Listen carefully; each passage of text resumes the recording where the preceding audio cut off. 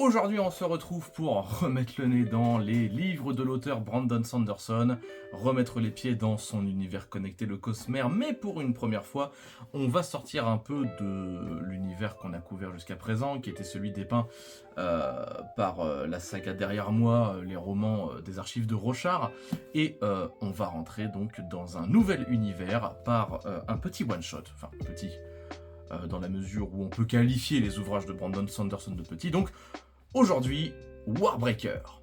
Parce que effectivement, j'ai cherché à faire une petite pause au milieu de mes lectures de la saga des archives de Rochard pour aller voir un peu, une autre proposition de la barre de Brandon Sanderson et de voir un peu ce que son Cosmere avait d'autre à me proposer. De là, j'avais plusieurs choix. Je pouvais repartir sur du Fils des Brumes, qui est l'autre saga très populaire de Brandon Sanderson, mais j'avais pas envie de m'engager sur une autre série tant que les parutions actuelles de Rochard n'étaient pas bouclées. Deuxième choix, je pouvais partir sur ses romans les plus récents, notamment ceux issus du Secret Project, comme Yumi et le peintre du cauchemar, L'Ensoleillé ou 13 de la mer d'Émeraude. Mais j'avais cru comprendre que pour bien profiter de cela, il fallait déjà être bien armé en connaissance du reste du Cosmere. Il me restait donc à partir sur certains de ses ouvrages les plus vieux, et ça me laissait deux choix, notamment Elantris et Warbreaker, et mon choix s'est donc porté sur Warbreaker, notamment parce que j'ai ouï dire que dans ce bouquin, il y a quelques éléments, quelques personnages qui feront des caméos dans la suite de Rochard, dans le cadre justement du fait que les deux font partie de l'univers connecté du Cosmere. D'ailleurs, si j'avais fait les choses dans le bon ordre, en tout cas selon les recommandations d'ordre de lecture, j'aurais dû lire Warbreaker avant le livre des Radieux, le tome 2 des archives de Rochard. Je l'ai pas fait et je lis Warbreaker donc entre le livre des Radieux et Justicière. Et effectivement, il y a quelques références que j'aurais dû choper dans le livre des Radieux que j'ai pas chopé. C'est du détail, c'est de l'historique, c'est pas grave. Effectivement, j'étais plutôt curieux de me lancer sur ce gros bébé, puisque je connais et apprécie déjà la capacité de Brandon Sanderson à nous immerger dans des univers complexes et fouillés avec des personnages attachants, mais je ne connaissais ce talent de l'auteur qu'au travers de deux sagas, Rochard et Fils des Brumes, qui sont des gros ouvrages et surtout qui sont des séries. Et je me demandais, à ce titre-là, si Brandon Sanderson saurait déployer le même arsenal littéraire dans un petit pavé de seulement, avec des guillemets, 900 pages. 900 pages, ça reste beaucoup, hein, qu'on s'entende bien, mais comparé aux quelques 4000 pages, voire même presque 5000 que j'ai déjà lues de la part de Rochard, et que j'ai toujours l'impression d'avoir à peine égratigné la surface de cet univers, je voulais un peu voir ce que ça donnait, justement, sur du one-shot. L'intrigue est-elle aussi fascinante? Le monde est-il aussi immersif? Les personnages sont-ils aussi attachants? Eh bien, c'est ce que nous allons voir dans cette nouvelle lecture.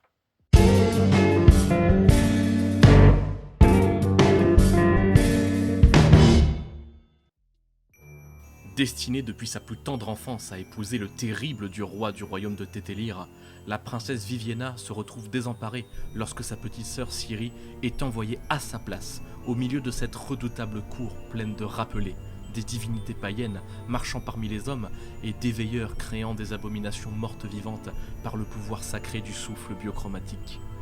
Désormais privée du rôle qu'elle s'était attendue et préparée à jouer toute sa vie, elle s'élance à la poursuite de sa pauvre cadette, innocente et sans défense, dans l'espoir de lui porter secours. De son côté, le rappelé Chante-Flamme s'ennuie de sa vie paresseuse à la cour des dieux. Lui qui fait de son mieux pour ne s'impliquer dans rien et rester parfaitement inutile, se retrouve pourtant assailli de sombres rêves prophétiques et doit faire un choix entre sa morale et ses responsabilités. Pendant que l'arrivée de la future épouse du dieu roi perturbe la cour, les ombres des bas-fonds s'agitent autour de la mystérieuse figure de Vacheur, l'homme à l'épée noire, qui laisse derrière lui un sillage de mort et de questions sans réponse. Bon, alors, pour celles et ceux qui sont pressés d'avoir mon avis de but en blanc, on va le dire, Warbreaker, c'est super chouette.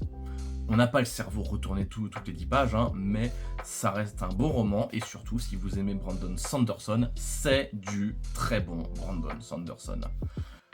Quand on referme le bouquin, on se dit qu'on reprendrait bien de cet univers coloré et chatoyant, ce qui d'ailleurs risque d'arriver, puisque l'auteur avait évoqué dans des interviews que dans un futur proche, il aimerait bien faire un Warbreaker 2, ou tout du moins un autre roman se déroulant sur la même planète du Cosmere. Je crois que c'est Naltis. Et donc, ce petit Warbreaker, qu'a-t-il de si intéressant? Eh bien, plusieurs choses, mais la première que j'aimerais aborder, ce sont ses personnages. Brandon Sanderson nous livre sa technique habituelle du récit choral où le point de vue de la narration va alterner entre plusieurs personnages. Ici, il y en a trois principaux, Ciri, Viviena et Chanteflamme, auxquels on rajoutera Vasher, qui apparaît un peu plus occasionnellement et dont on embrasse le point de vue un peu plus vers la fin du récit, mais qui est tout de même mis à l'honneur puisque c'est le personnage du point de vue duquel se déroule le prologue. Ces quatre personnages sont très réussis, eux et le reste de la galerie bien sûr, parce que Brandon Sanderson a un véritable talent pour nous faire aimer tous ces personnages. Et ici c'est particulièrement le cas pour Ciri, qui reste pour moi le meilleur personnage du bouquin. C'est une jeune princesse insouciante et naïve qui respire la joie, la bonne humeur, l'enfance, qui va se retrouver catapultée dans une cour royale qui empeste le complot et dont l'étiquette lui est totalement aliène. Son parcours, son évolution, ses découvertes et les révélations qui passent par elle sont toujours de très bonne facture, très agréables, et quand on voit qu'un chapitre commence de son point de vue, on sait que pour la quinzaine de pages qui vient, on va passer un bon petit moment. Les deux autres personnages point de vue, Viviena et Chanteflamme, sont également intéressants à suivre, même si mon degré d'intérêt pour leur chapitre a été un peu plus fluctuant. Viviena, c'est la grande sœur de Ciri, elle est un peu plus agaçante, c'est également une princesse, mais un peu plus sérieuse et surtout pleine de préjugés. Elle a été élevée toute sa vie dans la perspective d'évoluer dans la cour royale dans laquelle Ciri, sa petite sœur, se retrouve catapultée, et voit donc un peu le but de sa vie volé par une sorte de tour du destin. Son côté très jugeant, qui peut être souvent assez agaçant, est ce que je qualifierais d'un mal pour un bien, puisque ça va lui permettre d'avoir une certaine évolution et d'avoir un arc de personnage qui se centre autour d'un changement de point de vue et d'une réévaluation de ses propres valeurs. Et ça, au demeurant, c'est plutôt intéressant à suivre. Quant à Chanteflamme, c'est un personnage assez particulier qui évolue uniquement dans l'intrigue politique, ce qui fait que malheureusement l'intérêt de ces chapitres, ou en tout cas le degré de passion que j'ai eu à les suivre, est peut-être le plus fluctuant puisqu'on alterne entre des moments de révélation et de complot qui sont très intéressants à suivre, et des moments de calme mais qui du coup deviennent un peu plus plan-plan. Heureusement, c'est rattrapé par le concept même du personnage qui est au demeurant très original et très drôle. D'une part, c'est un dieu malgré lui, qui ne croit pas au bien fondé de sa propre religion, ce qui l'entraîne d'ailleurs dans des situations qui sont fort cocasses, mais fort intéressantes, notamment sur le world building du monde de Warbreaker. Et de deux, c'est un plaisantin flegmatique qui cache derrière son humour une espèce de mélancolie profonde et d'interrogation sur le sens de sa propre vie et de sa mission en tant que divinité. Ce n'est peut-être pas le personnage qui m'a le plus intéressé, mais c'est clairement le personnage le plus mémorable du roman. Enfin, Vasher, dont je ne peux pas trop parler sans spoiler, puisque passé le prologue où il est mis à l'honneur, il disparaît pendant une bonne portion du bouquin pour ne revenir qu'à un moment où des trucs importants ont déjà été dévoilés. C'est son aura de mystère qui le rend fascinant, c'est un individu sombre à la moralité grise qui semble avoir percé tous les secrets de ce monde et dont l'ombre plane sur tout le récit. Autour de ces quelques figures centrales, gravite une petite galerie de personnages secondaires, des serviteurs de cour qui en savent plus qu'il n'y paraît, des divinités indolentes se prélassant entre deux devoirs religieux, des mercenaires dangereusement sympathiques, bref, largement de quoi habiller une intrigue qui... qu'est-ce qu'elle vaut d'ailleurs, cette intrigue ? Eh bien justement, difficile d'en dire beaucoup sans spoiler sur l'histoire de Warbreaker, puisque bien plus que les autres romans de Sanderson que j'ai pu lire, c'est une histoire de mystère. Et à chaque fois que Ciri, Viviena ou Chanteflamme exhument un secret de la cour ou du monde de Warbreaker, eh bien l'intrigue fait toujours un grand pas, voire se retourne complètement. D'ailleurs, la clé de voûte qui fait tenir le roman et nous tient dans sa narration, c'est cette structure qui alterne mystère, réponse, nouveau mystère, réponse, nouveau mystère, réponse, nouveau mystère, et qui s'enchaîne comme ça pendant tout le long jusqu'à la fin. Qui est le dieu roi ? Que veut Vasher ? Que savent réellement les prêtres de la cour ? Et qui était Chanteflamme avant d'être un dieu? On sent tout au long de la lecture que l'auteur nous nargue avec des mystères qui nous agitent sous le nez et qu'il suffirait, juste qu'on tourne la page, qu'on lise juste le prochain chapitre pour être sûr, pour être fixé. Et là, peut-être que l'auteur va nous donner une vérité, nous révéler un secret, mais c'est pour nous asséner une autre énigme derrière. C'est vraiment ce renouvellement constant de notre intérêt par le renouvellement des mystères qui nous maintient jusqu'à la fin du livre. Il y a vraiment un rythme dans la progression de cette histoire, des moments où tout semble s'accélérer pendant 1 ou 2 chapitres et où on sent qu'il y a une nouvelle réponse, un nouvel élément qui arrive. Et d'ailleurs, Brandon Sanderson est paradin, souvent il tient cette promesse. Cette sensation arrive pour la première fois dans les 100 premières pages, dans une séquence très maîtrisée où on fait doucement monter la sauce en teasant un certain personnage pendant une vingtaine de pages avant de finalement nous balancer à la figure une résolution de tension qui certes est gratifiante mais qui au final ne sert qu'à nous faire entrevoir l'épaisseur de secrets plus immenses encore dans la cour des dieux. Sans spoiler, je tiens quand même à faire part d'un petit mécontentement de ma part. Je trouve que le rythme est très mal géré sur la fin et que le bouclage du roman est un peu rushé. C'est pas une catastrophe, mais on referme quand même le livre en étant content du voyage, mais en se disant que ça aurait mérité un point final un peu plus maîtrisé. C'est pas grave, mais c'est dommage.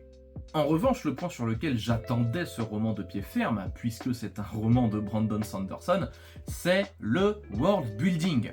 Et notamment la marque de fabrique de Brandon Sanderson, un système de magie bien rodé. Et comme d'habitude, le boug ne déçoit pas. Le souffle biochromatique est un système de magie fichtrement bien ficelé. Il nous est présenté dans les grandes lignes dès le prologue, ce qui justifie d'ailleurs que le prologue se déroule du point de vue de Vasher, qui est un maître absolu du souffle, ce qui va permettre de donner une séquence assez folle d'évasion dans lequel le maître Vasher va déployer son savoir-faire sur le souffle biochromatique. En gros, chaque personne possède du souffle, une sorte d'énergie vitale innée, qui peut être transférée à d'autres personnes pour les rendre plus fortes, ou même transférée à des objets pour leur conférer un semblant de vie, et surtout, les manipuler. Posséder une grande quantité de souffle entraîne de manière passive déjà plusieurs effets. Les couleurs sont plus saturées dans un certain périmètre autour de nous, notre perception est augmentée, une sensation d'euphorie et d'extase au moment où on les reçoit, etc., etc. Et d'ailleurs dans ce monde, le souffle est considéré comme un marqueur de statut social puisque les riches et puissants peuvent se permettre d'en acheter aux gens plus pauvres, et les gens plus pauvres sont parfois heureux de pouvoir céder leur souffle contre une coquette somme d'argent, mais par contre, sans souffle, on devient ce qu'on appelle un morne, c'est-à-dire une personne dont les sens sont un peu diminués et qui perd une sorte d'énergie vitale. Ce n'est pas mortel, ce n'est pas comme une blessure, c'est juste comme si la vie de la personne devenait un peu plus terne.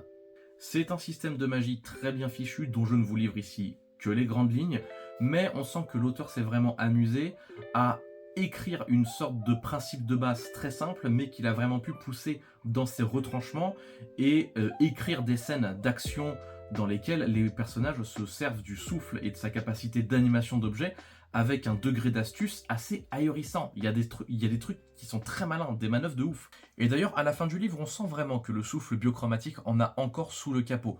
En effet, c'est un système qui possède des règles assez simples mais clairement définies, et un auteur de fanfic assez malin pourrait sans problème écrire des petites historiettes qui se déroulent dans le monde de Warbreaker et accoucher d'utilisation du souffle qui aurait complètement du sens avec ce qui est expliqué dans le livre, mais auquel l'auteur Brandon Sanderson n'aurait absolument pas pensé lui-même.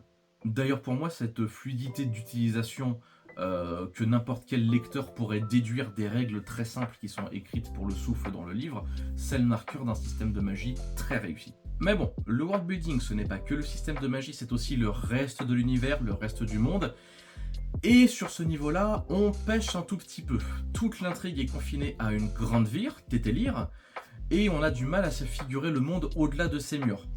C'est volontaire, probablement nécessaire, mais j'ai comme l'impression, en refermant le livre, de quitter le monde de Naltis en n'en ayant quasiment rien vu. Ce qui n'aurait pas été un mal d'ailleurs si la ville de Tétélir avait été particulièrement investie dans la narration, mais même là c'est pas trop le cas. La ville m'a paru, peut-être que j'ai loupé quelque chose, mais assez quelconque. C'est probablement dû au fait que des 3 points de vue principaux, 2 sont confinés à la cour des dieux qui, au sein de la ville, qui est déjà un espace restreint dans le monde, et encore davantage un espace restreint, c'est la cour royale quoi. Et le troisième personnage traîne dans la ville, mais en étant assez limité dans ses déplacements pour des raisons que je ne spoilerai pas. J'espère vivement qu'un nouveau roman se déroulant sur le monde de Naltis pourra paraître dans les années à venir, parce que je suis un peu resté sur ma faim, mais je suis pas fâché, j'en veux juste plus. En revanche, je mets un énorme point fort sur l'ambiance. En effet, dans Warbreaker, le souffle biochromatique a certains de ses effets qui impactent les couleurs, et cela fait que les civilisations qui se sont développées sur Naltis mettent une emphase très importante sur les questions de couleurs. Et ça, par contre, ça fait que les notions chromatiques sont extrêmement présentes dans les descriptions que l'auteur fait dans le bouquin, et ce à tel point que ça va faire bizarre à dire, mais je n'ai jamais lu un roman qui était aussi coloré.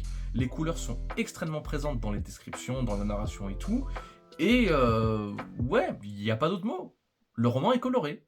J'insiste dessus parce que c'est rare et parce que c'est un véritable point bonus pour l'immersion. Bref, sans être parfait, Warbreaker mérite largement le détour.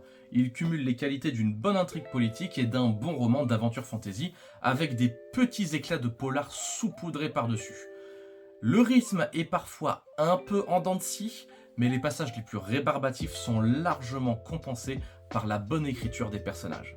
Si il fallait comparer avec les autres romans du Cosmer, et cette comparaison je la fais, ce n'est pas la clacasse absolue qu'ont été les livres de Rochard, qu'on soit clair et net. Mais ça vaut largement un Fils des Brumes et je recommanderais sans hésiter Warbreaker à quiconque voudrait se lancer dans Brandon Sanderson sans s'engager sur une grosse saga de plusieurs volumes. Concernant l'ordre de lecture du Cosmer, je confirme, il vaut mieux avoir lu Warbreaker avant Rochard 2, le livre des radieux. Ça, c'est clair et net. Les listes que j'ai lues proposent de l'intercaler entre Rochard 1, La Voix des Rois, et Rochard 2, le livre des radieux. Pas forcément nécessaire, on peut aussi très bien concevoir de lire Warbreaker avant même de commencer la saga des archives de Rochard, ça c'est à vous de voir, mais effectivement, dans le livre des radieux, il y a quelques clins d'œil à des éléments issus de Warbreaker, que bien sûr, moi j'avais complètement loupé puisque je ne l'avais pas lu, et surtout, lire Warbreaker après ne m'a pas permis de rétroactivement piger les références que j'avais loupées. C'est-à-dire que j'ai vraiment dû, après avoir refermé Warbreaker, aller chercher sur le net, du coup, les références à Warbreaker dans le livre des radieux, elles étaient où? Et je peux confirmer, en revanche, que si j'avais lu Warbreaker avant le livre des radieux, j'aurais percuté tout de suite. Bon, encore une fois, je m'excite sur la question de l'ordre de lecture. Fondamentalement, c'est pas important, c'est juste des easter eggs. C'est maintenant la fin de cette lecture sur Warbreaker, et oui, je vous épargne pour cette fois la partie spoiler, je pense que ce serait vraiment un crime de prendre le risque de vous spoiler par inadvertance sur un bouquin dont la clé de voûte centrale du récit, c'est le mystère. Je ne vous interdis pas de parler spoil dans les commentaires, en revanche, s'il vous plaît, mettez une bonne grosse balise de spoiler afin que des yeux innocents ne se retrouvent pas devant une mauvaise surprise. On replongera dans les archives de Rochard dès la lecture suivante qui portera sur le 3e tome, Justicière. D'ici là, je vous invite à me suivre sur mes réseaux, à savoir Instagram pour des micro-reviews sur des ouvrages plus petits comme des bandes dessinées ou des nouvelles, ainsi que sur Twitch où, en de rares occasions, il m'arrive de faire des petits streams gaming et notamment rétro gaming parce que c'est ma cam.